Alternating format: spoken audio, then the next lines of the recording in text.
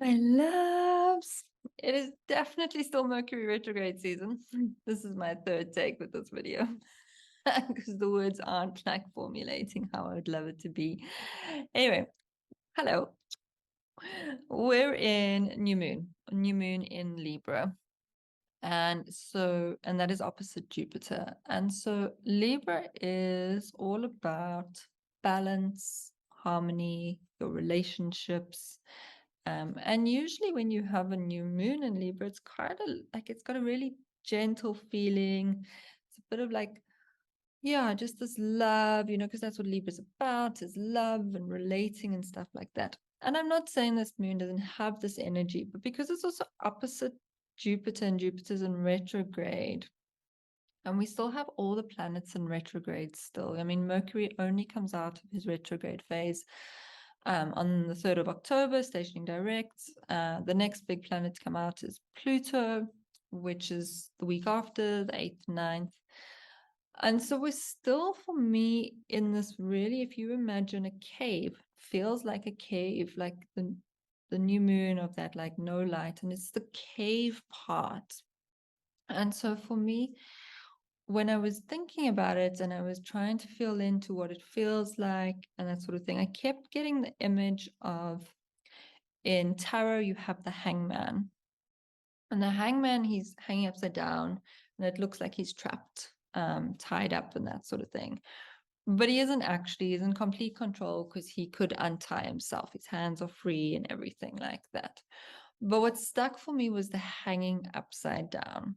And this is what it feels like, is because we were in deep retrograde season still, is that it's asking us, this new moon, to take things and look at it from a different perspective.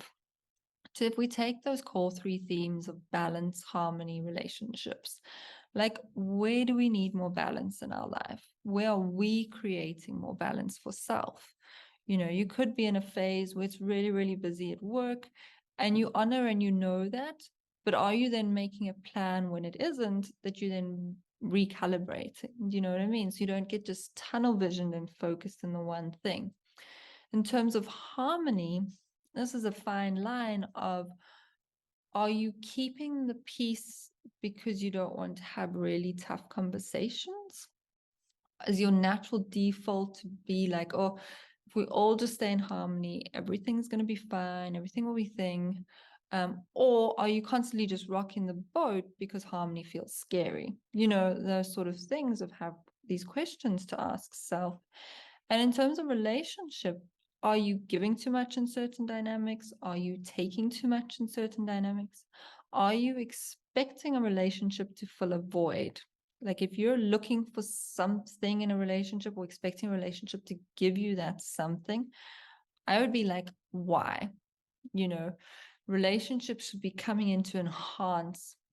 They like this really beautiful addition of the icing on the cake, the beautiful flowers, or the wonderful mirror that reflects things, allowing you to grow more.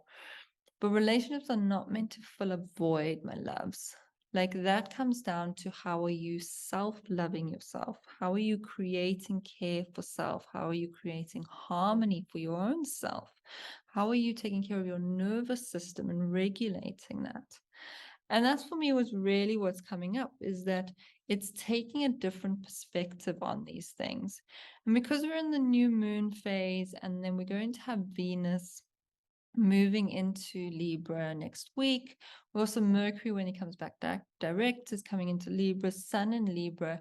This is an opportunity to like go within. You're in your cave and almost like pondering all these things and being like, this is what I want, or this is how I would like my relationships to look. This is what I will bring to the relationship. This is what I'm going to offer into it.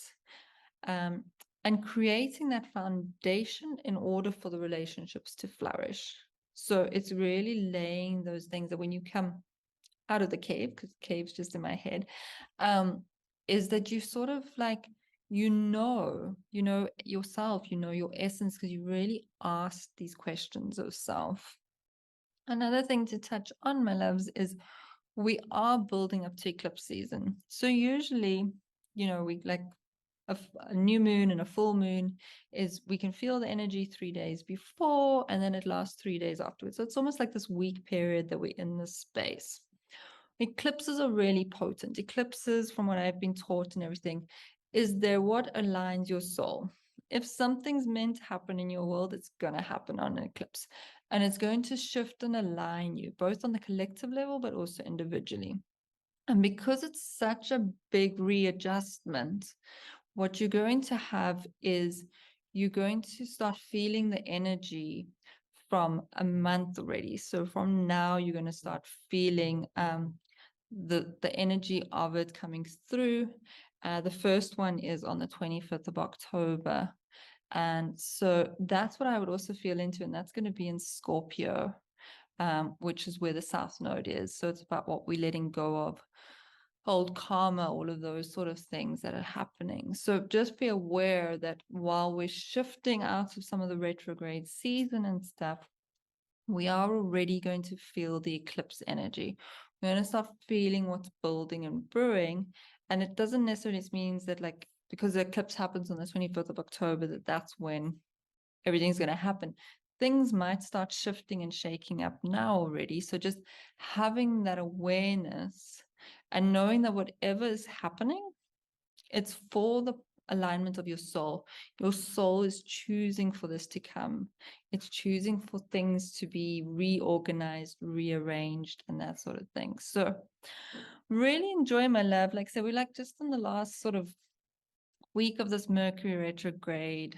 And I'm just feeling like really enjoy the cave time, allowing yourself to sink in and ask those questions so that when we're coming out of it, you have this beautiful foundation and you're just so much more aware of the balance and harmony that needs to be created for yourself in order for you to feel safe and be able to give and receive the love that you so deserve.